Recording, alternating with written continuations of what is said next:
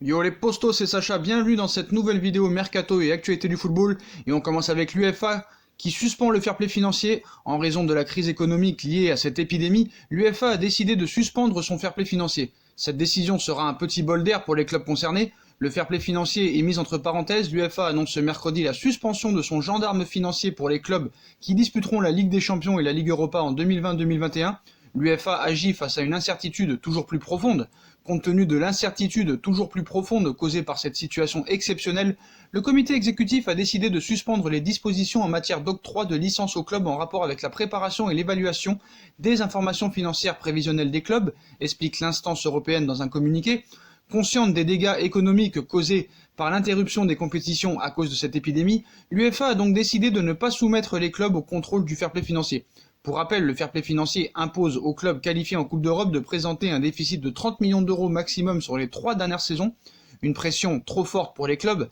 Face à la situation actuelle, il était inconcevable de maintenir une telle pression financière sur les clubs, avec l'arrêt du football et l'impossibilité de prévoir quand il reprendra ses droits.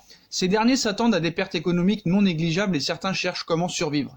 Dans un premier temps, l'UEFA avait d'abord opté pour un assouplissement des mesures et refusé d'évoquer une suspension.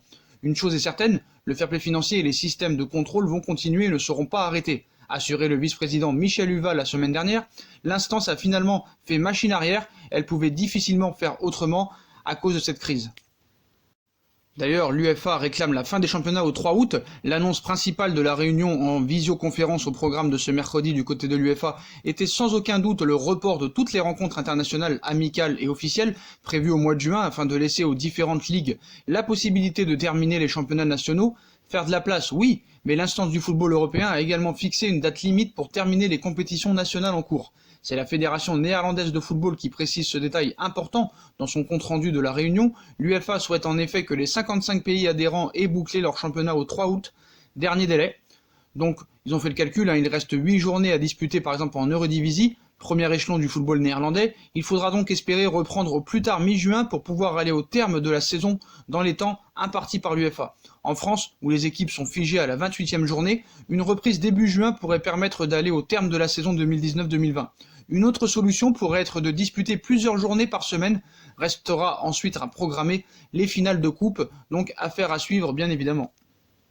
Et pour l'instant, Canal+ et beIN Sport refusent de payer. Après Canal+, beIN Sport a également annoncé sa décision de suspendre le paiement des droits TV pour la saison de Ligue 1 et Ligue 2. La chaîne refuse de payer pour des matchs qui ne sont pas diffusés, dans une volonté d'atténuer l'impact financier de cette crise liée à l'épidémie. Canal+ a annoncé le 27 mars dernier son refus de verser les 110 millions d'euros dus à la Ligue de football professionnel pour le mois d'avril en raison de la suspension de la Ligue 1. Et comme attendu, beIN Sport, lui, emboîte le pas. Les paiements suspendus jusqu'à la reprise du football. La chaîne qatari suspend à son tour le paiement des droits TV de la Ligue 1 et de la Ligue 2. Notre groupe a pris la décision de procéder à la suspension des prochains paiements prévus par notre accord, et ce jusqu'à ce que les championnats de Ligue 1 et Ligue 2 puissent reprendre, a écrit le directeur général du groupe Youssef Al-Bolaidi à la LFP dans un courrier consulté par l'AFP. Cette décision n'a rien d'une surprise. En effet, la Ligue n'avait toujours pas reçu de garantie de la part de la chaîne ces derniers jours sur le versement de la prochaine traite de 42 millions d'euros du 5 avril. Dans les bureaux de la LFP et chez les dirigeants de clubs, on s'attendait à ce refus de beIN Sport qui estime ne pas avoir à payer pour des matchs qui ne sont pas programmés. Un manque à gagner important pour les clubs. Il s'agit d'un nouveau coup dur pour la Ligue et les clubs français. À l'exception du Paris Saint-Germain, les droits TV représentent entre 40% et 75% du budget des formations de Ligue 1. L'enjeu est donc de taille, et on comprend pourquoi les présidents souhaitent terminer la saison pour toucher les 2 derniers paiements, avril et le mois de mai, de Canal+ et beIN Sport. Au total, ce sont près de 300 millions d'euros qui sont en train de leur passer sous le nez. On passe au mercato, souhaitant dénicher un latéral gauche alors que Layvin Kurzawa va vraisemblablement quitter le Paris Saint-Germain à l'issue de son contrat cet été. Leonardo songerait à Alex Telles. Depuis plusieurs mercatos désormais, Alex Telles est un nom qui revient avec insistance dans les rumeurs de transfert. À 27 ans, le latéral gauche brésilien est déjà passé par Galatasaray et l'Inter de Milan en prêt, avant de s'engager avec le FC Porto en 2016, où il évolue toujours à ce jour. Sous contrat jusqu'en juin 2021 avec le club lusitanien, Telles serait susceptible de quitter le Portugal à l'intersaison et Leonardo aurait des plans pour le latéral au Paris Saint-Germain. Leonardo est très intéressé par Alex Telles, qui est désireux de quitter le FC Porto. C'est du moins ce qu'annoncent certains médias, qui ont assuré ce mercredi, à en croire certaines informations divulguées par les médias spécialisés sur l'actualité du club de la capitale, Leonardo chercherait à recruter un latéral gauche. Pour rappel, le contrat de Layvin Kurzawa expirera le 30 juin prochain. Il ne devrait pas être renouvelé à moins d'un coup de tonnerre. Juan Bernat sera alors l'unique latéral gauche de métier du Paris Saint-Germain. Problème actuel, Leonardo compterait remédier grâce à Alex Telles. On assure que le directeur sportif du PSG apprécierait particulièrement le profil du Brésilien qui prévoirait d'ailleurs de plier bagages cet été. Leonardo aurait donc un joli coup à jouer avec le défenseur du FC Porto. Donc en fin de contrat en juin avec le Paris Saint-Germain, Layvin Kurzawa sera un joueur très courtisé. Selon les informations de Canal+, le FC Séville s'ajoute à la liste des clubs intéressés par le latéral gauche brésilien. Déjà annoncé dans le viseur d'Arsenal et de l'Inter de Milan, l'international français a vu son nom cité du côté du FC Barcelone cette semaine. La presse catalane a annoncé mardi que l'ancien monégasque avait été proposé au Blaugrana. De là à dire que ses représentants toquent à la porte de nombreux clubs et cherchent à faire grimper les enchères, il n'y a qu'un pas. Le clan Sétienne réclame l'arrivée de Neymar. Au FC Barcelone, on travaillerait d'arrache-pied pour le retour de Neymar, soi-disant la presse catalane. La star du PSG a d'ailleurs reçu un nouveau message fort en provenance de Catalogne. En Espagne, Neymar fait encore et toujours la une des journaux. En effet, le FC Barcelone ne lâcherait rien pour le Brésilien, souhaitant revenir à la charge auprès du Paris Saint-Germain malgré l'échec de l'été dernier.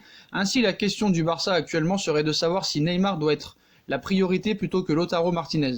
Avec cette épidémie, les Blaugrana pourraient bien devoir faire un choix, mais l'offensive pour le protéger de Thomas Tuchel semble se profiler jour après jour. En Catalogne, on attendrait d'ailleurs le joueur de 28 ans avec grande impatience et le principal intéressé a de nouveau été réclamé. Neymar au Barça, s'il vous plaît. L'été dernier, de nombreux joueurs du FC Barcelone ont fait le forcing pour le retour de Neymar, un intérêt qui n'aurait pas disparu, mais cette fois, le message vient du clan Sétienne. Sur Instagram, Laro Sétienne, fils de l'entraîneur du Barça, a été très clair concernant Neymar. Lâchant, je pense que Neymar est l'un des meilleurs. Neymar au Barça, s'il vous plaît. Moi, j'ai envie de vous dire, Beyoncé et Rihanna chez moi, s'il vous plaît.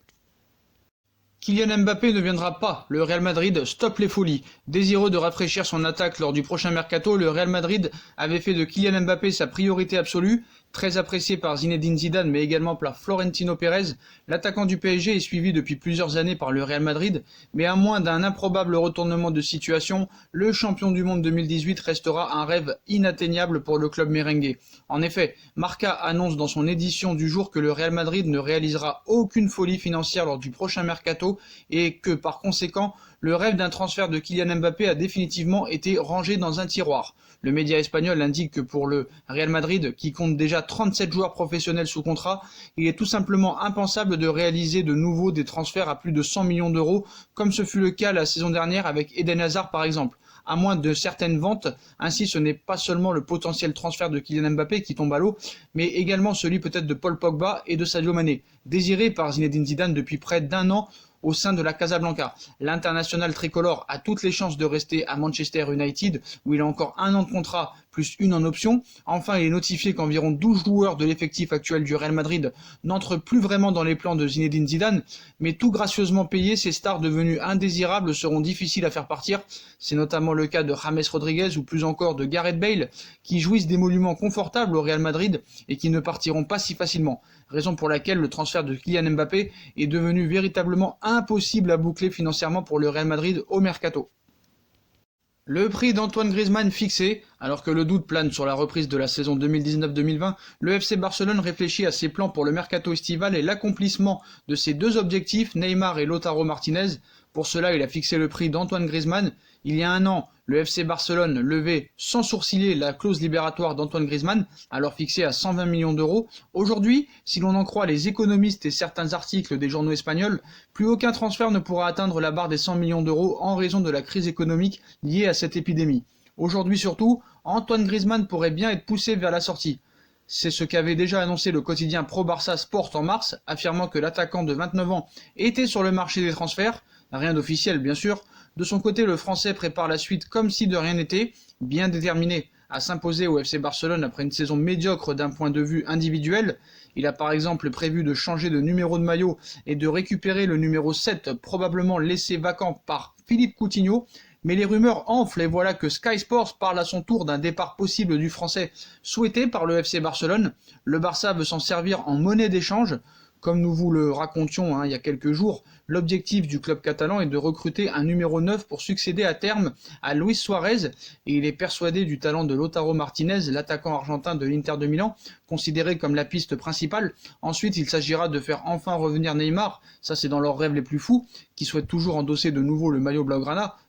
D'après Sport, bien sûr, réussir à acheter les deux ressemblera à un exploit vu le contexte économique, et c'est bien pour cela qu'Antoine Griezmann pourrait être sacrifié. Selon Sky Sport, le club catalan a fixé le tarif d'Antoine Griezmann à 100 millions d'euros, histoire de tenter de faire descendre l'addition au maximum du côté du Paris Saint-Germain pour Neymar. Reste à savoir si le PSG veut de l'international français, et si ce dernier est prêt à rallier la capitale française. Quoi qu'il en soit, Neymar ne veut pas retourner au FC Barcelone, mais rien ne dit que le Barça ne pourra pas tenter aussi de l'inclure dans le deal pour Lautaro Martinez. Plus variable d'ajustement que de joueur indispensable. Antoine Griezmann sera, à n'en point douter, la clé du mercato estival du FC Barcelone. Voilà les postos, voilà pour toutes les infos, mercato et actualités du football du jour. Comme d'habitude, dites-moi en commentaire ce que vous en pensez. Je compte sur vous pour bombarder la barre de like. On like, on partage, on commente, on s'abonne.